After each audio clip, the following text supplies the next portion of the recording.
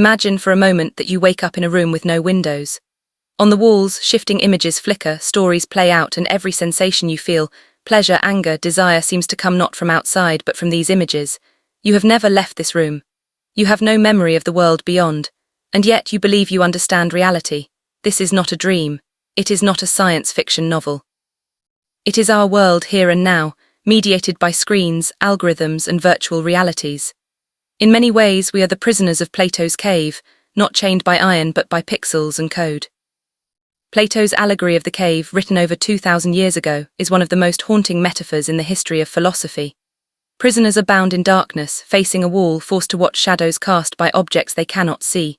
To them, these shadows are reality, but the truth, the real world filled with light and substance, lies beyond their reach. Today, as we enter the age of AI, virtual reality, and algorithm-driven existence, we must ask, are we too mistaking shadows for truth? And if so, who controls the fire that casts these shadows? What does it mean to escape in a world where even the outside may itself be a simulation? This question has become urgent, not abstract, because unlike Plato's cave, which was a metaphor, our digital cave is tangible. The glow of the phone in your hand, the scrolling feed that holds your attention, the VR headset that promises entire new universes, all are modern chains. And perhaps most unsettling of all, many of us do not wish to be freed. In Plato's Republic, the allegory was meant to show the difference between appearance and reality, ignorance and enlightenment. The philosopher was the one who turned away from shadows toward the sun, toward truth itself. But in the digital age, shadows are not just accidents of light. They are engineered illusions, crafted by algorithms designed to maximize engagement, profit, and control. These shadows are more seductive, more tailored than anything Plato could have imagined. Social media feeds, AI-generated content, deepfakes, and immersive VR worlds create not just shadows, but entire landscapes. Unlike the cave dwellers of antiquity, we are not passive observers. We interact, we click, we choose. But is this freedom, or merely the illusion of choice inside a carefully programmed labyrinth? Just as prisoners in Plato's cave might mistake their chains for comfort, we mistake convenience for autonomy. We believe we are navigating reality, when in fact we are following the tracks laid by invisible designers. Plato was not the only philosopher to warn us about deceptive appearances. René Descartes, centuries later, imagined a malignant demon, an all-powerful deceiver who could trick us into believing in a false world. He used this thought experiment to doubt everything until he reached his famous conclusion, cogito ergo sum, I think, therefore I am. But today the demon no longer needs to be hypothetical.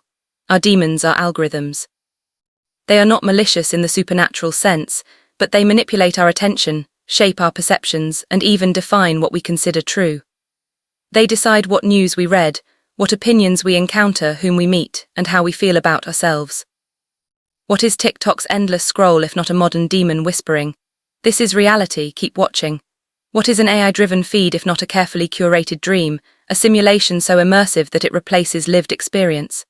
Descartes escaped his demon by retreating into the certainty of thought. But where do we retreat, when even our thoughts are influenced by memes, notifications, and nudges? If the demon has colonized the mind itself, what remains untouched? Friedrich Nietzsche spoke of the eternal return, the possibility that life might repeat itself endlessly, every joy and every pain recurring for eternity. He asked whether we could affirm life, embrace existence, even under that crushing weight. In the digital age, Nietzsche's eternal return has taken on a new eerie form, the algorithmic loop. You scroll past the same kinds of posts, the same outrage, the same memes recycled endlessly. Every day, trends repeat. Every outrage is replaced by the next outrage, only to return again. Our digital lives are déjà vu machines. Nietzsche urged us to break free, to create, to will new values into existence. But instead of becoming creators, most of us have become repeaters, liking, sharing, copying, imitating. The algorithm rewards sameness, not originality. In this sense, Nietzsche's nightmare of herd mentality is realized digitally, a world where individuality dissolves into endless loops of recycled shadows. Albert Camus, the philosopher of the absurd, insisted that life is meaningless, and yet we must live as though it has meaning. He imagined Sisyphus, condemned to push a boulder uphill for eternity, yet finding defiance in embracing the struggle. In the digital world, our Sisyphus is the endless scroll, the inbox that never empties, the notifications that never cease. We push the digital boulder endlessly, refreshing feeds, answering emails, updating statuses. And like Sisyphus, we often feel the futility of it all. But Camus would tell us not to despair.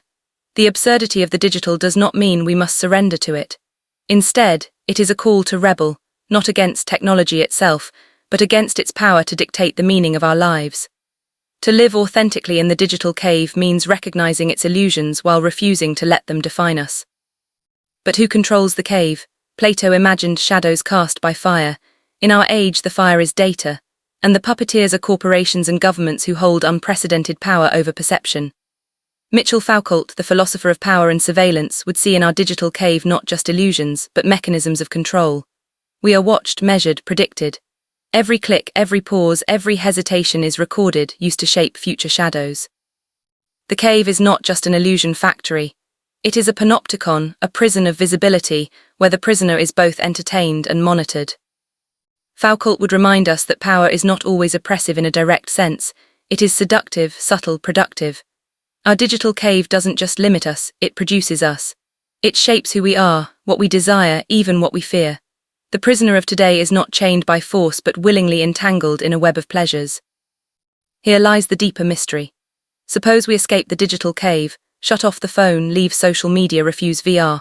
Have we truly reached reality or just another cave? Simulation theory, popularized by thinkers like Nick Bostrom, suggests that our entire universe may itself be a simulation, a higher cave crafted by beings we cannot perceive. If so, the digital illusions we inhabit are but shadows of shadows, layers within layers. This possibility transforms Plato's allegory into an infinite regress. What if every escape only reveals another set of shadows? What if the search for truth is itself a game designed by the architects of reality? The mystery deepens. Can we ever be certain that we have seen the sun, or are we forever chasing shadows upon shadows? Martin Heidegger warned that technology is not merely a tool, it is a way of revealing the world. It shapes what appears as real, what appears as valuable. In the digital age, the world is revealed to us through screens, through data, through metrics of likes and shares. Reality itself is inframed by the logic of technology. We see not a tree, but a photo of a tree, not a friend, but their online avatar, not ourselves, but our quantified self in likes and followers. Heidegger feared that this inframing would obscure the deeper essence of being. And here is the mystery. If reality is always mediated, can we ever touch the world directly? Or are we condemned to live within technological frames, never seeing the sun, only the representation of the sun on a screen? What then is to be done? Should we smash our devices, abandon technology, flee the cave? Perhaps not. Plato imagined the philosopher escaping the cave into the light of truth. But in our world, truth may not lie outside the digital. Reality itself has fused with the digital, the cave is the world. To escape may not be possible or even desirable. Perhaps the task is not to escape, but to become lucid within the cave. To see the shadows for what they are, and yet use them consciously. To resist the chains of passivity and instead turn technology into a tool for creation, for meaning, for truth. The philosopher of today is not the one who abandons the cave, but the one who learns to navigate it without mistaking the shadows for the sun.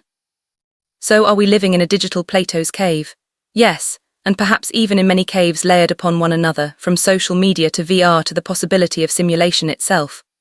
We are surrounded by shadows, curated by powers we do not fully see, designed by technologies that shape our very desires.